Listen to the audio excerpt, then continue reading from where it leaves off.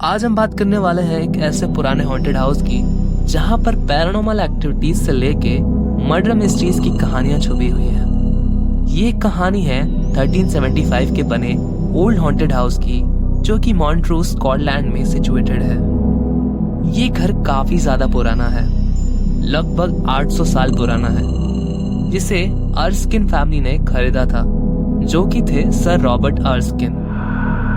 ये घर इतना हॉन्टेड माना जाता है कि वहाँ लोकल्स उस घर के करीब जाने से भी डरते हैं।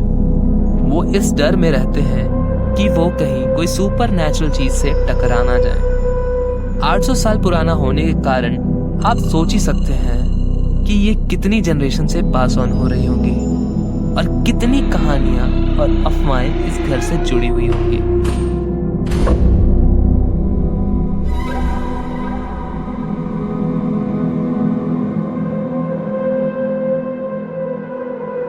ये कहानी है अराउंड ईयर 1070 की। सही सुना तुमने। ये कहानी इतनी पुरानी है कि तब हाउस ऑफ डन का कोई नामो निशानी नहीं था। ये वही हॉन्टिंग हाउस है जिसके बारे में मैं तुम्हें पहले बता रहा था। लेकिन इस जगह की मिट्टी तभी से एक अजीब सी कहानी के राज को संभाले हुए है।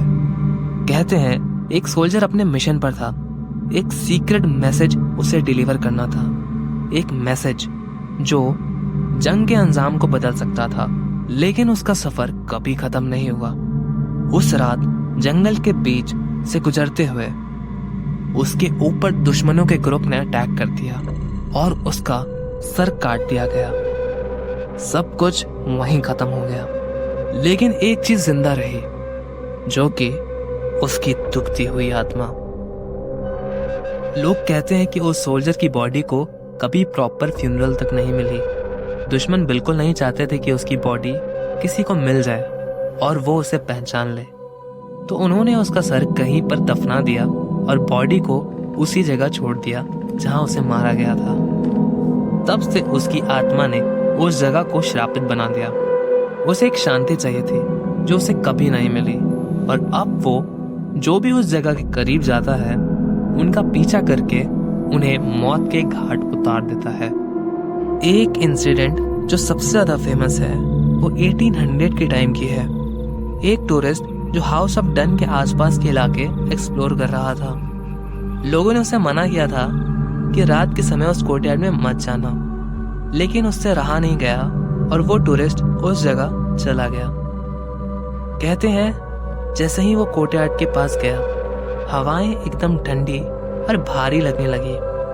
अचानक उसने एक आवाज सुनी, घोड़े के पैरों की, जो कि धीरे धीरे उसकी तरफ आ रही थी।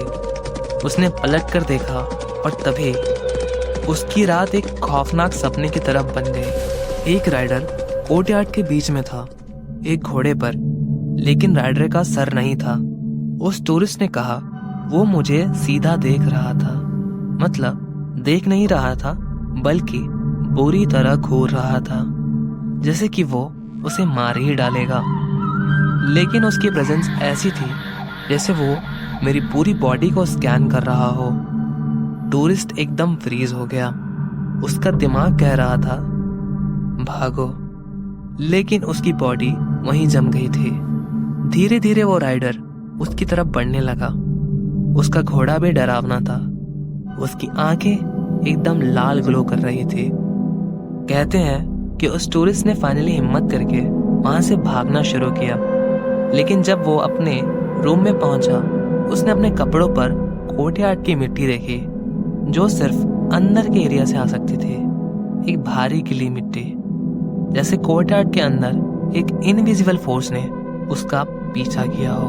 लोग आज भी कहते हैं वो सोल्जर की आत्मा अभी भी उस जगह पर है, जो उसके दर्द और बदले की कहानी को जीती है।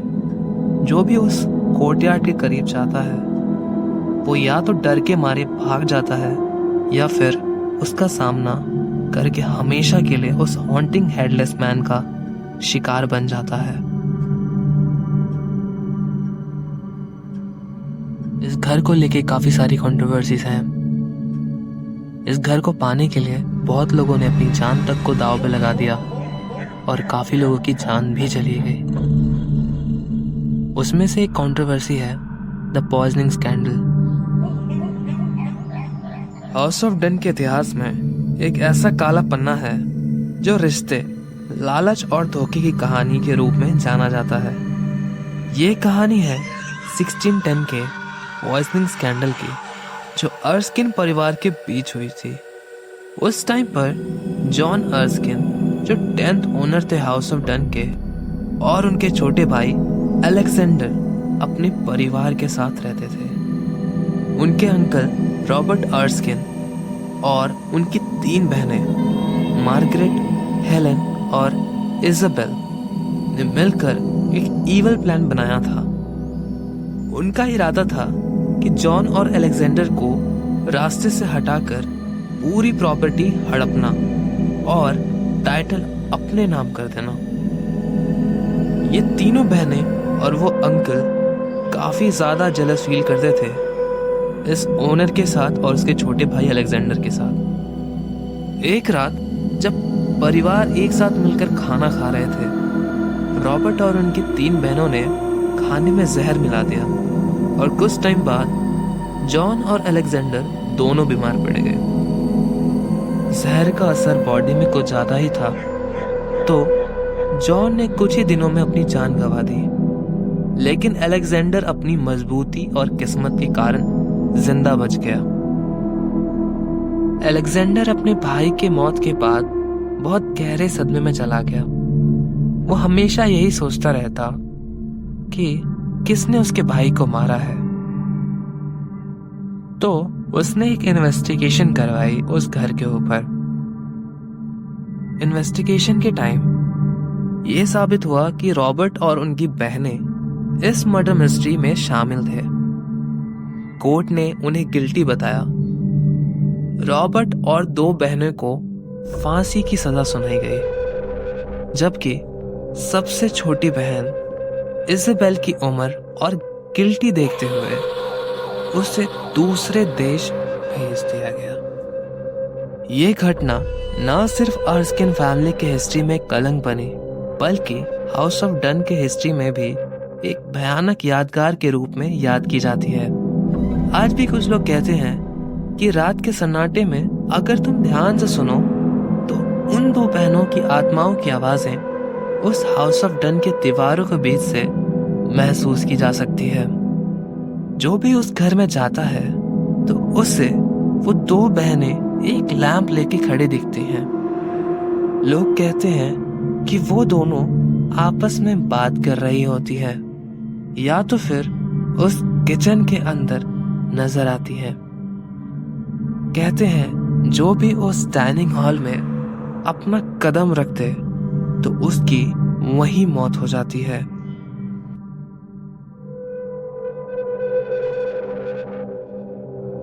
अभी जो तुम्हें ये केस सुनाने वाला हूं, ये काफी ज्यादा पुराना है।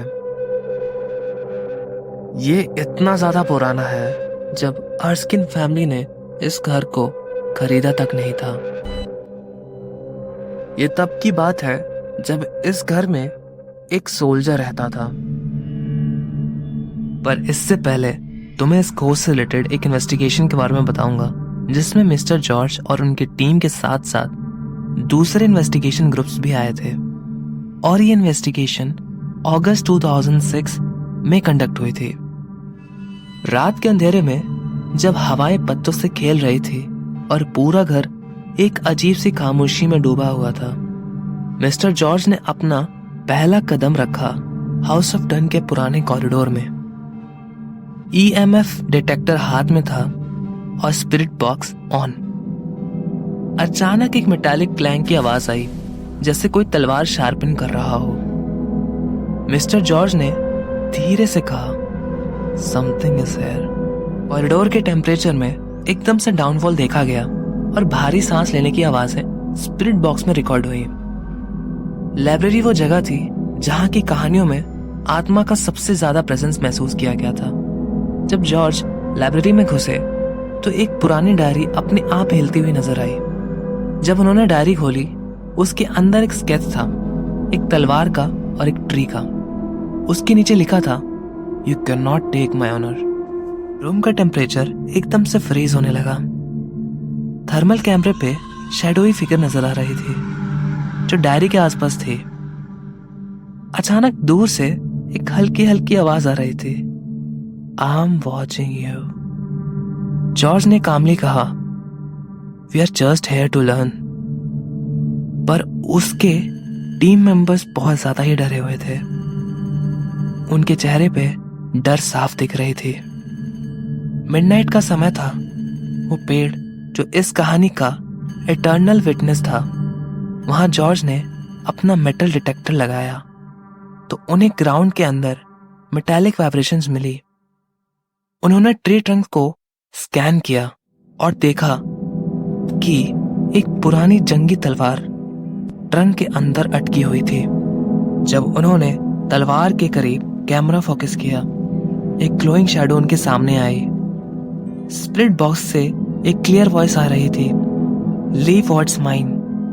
पेड़ के आसपास एक अजीब सा एनर्जी फील्ड महसूस होने लगा। एक टीम मेंबर ने वहां से भागने की भी कोशिश करी, मगर जॉर्ज खुद काम ही रहे। उन्होंने कहा, वी रिस्पेक्ट योर स्टोरी। धीरे धीरे शैडो गायब हो रही थी, मगर एक अजीब सी प्रेजेंस छोड़ गई। इन्वेस्टिगेशन के बाद जब फुटेज रिव्यू हुई, एक शॉकिंग डिस्कवरी सामने आई। जॉर्ज ने देखा कि उसका जो शैडो था वो धीरे धीरे चेंज हो रहा है, जैसे कि एक सोल्जर की आउटलाइन बन रही हो। फिर एक क्लियर वॉइस रिकॉर्ड हुई, you can not rewrite history. और उसी वक्त एक मेटालिक क्लैंग की साउंड रूम के अंदर गूंज गई, पर वहां कुछ भी नहीं था। जॉर्ज का कहना था कि यह स्पिरिट काफी ओल्ड थी और इस जगह से काफी ज्यादा अटैच थी। जो भी इस ट्री के आसपास जाता है उसे एक शैडो पीछा करने लगती है और उसे तलवारों और चीखने चिल्लाने की आवाजें उसके कान में आने लगती है। मिस्टर जॉर्ज जब लाइब्रेरी में सेम किताब पढ़ रहे थे जो इन्वेस्टिगेशन के टाइम पर हिल रही थी, तो उन्हें बात पता चली कि 12th सेंचुरी में एक सोल्जर अपनी पत्नी के साथ रहता था जो कि काफी महीनों से एक वॉर में गया हुआ था। तो सोल्जर के दोस्त ने धोखे से उसकी वाइफ से शादी कर ली थी, यह कह के कि वो वॉर में काफी साल पहले ही मर चुका है। जब वो वापस आया तो वो बहुत ज्यादा ही गुस्सा हो गया, तो उसने अपनी तलवार से अपने धोखेबाज दोस्त के पेट से होते हुए उस पेड़ में जाके अटका दी और उसे वहीं मरने के लिए छोड़ दिया। काफी सालों तक उसकी बॉडी वहीं सड़ती रही और फिर एक घोस्ट का रूप ले लिया। और वही हॉन्टिंग घोस्ट आज भी लोगों को हॉन्ट करती है। और वही सेम स्पिरिट जॉर्ज के इन्वेस्टिगेशन के टाइम पे सामने आई थी।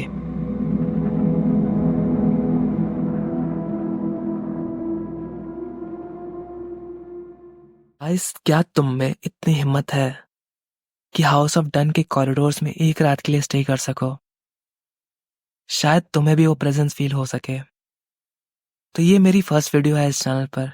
अगर तुम्हें और भी ऐसी वीडियोस चाहिए और मेरी ग्रोथ देखनी है जो तुम्हारे लिए ऐसी हॉन्टिंग वीडियोस बनाता है, तो इस चैनल को जल्दी से लाइक और सब्सक्राइब कर दो।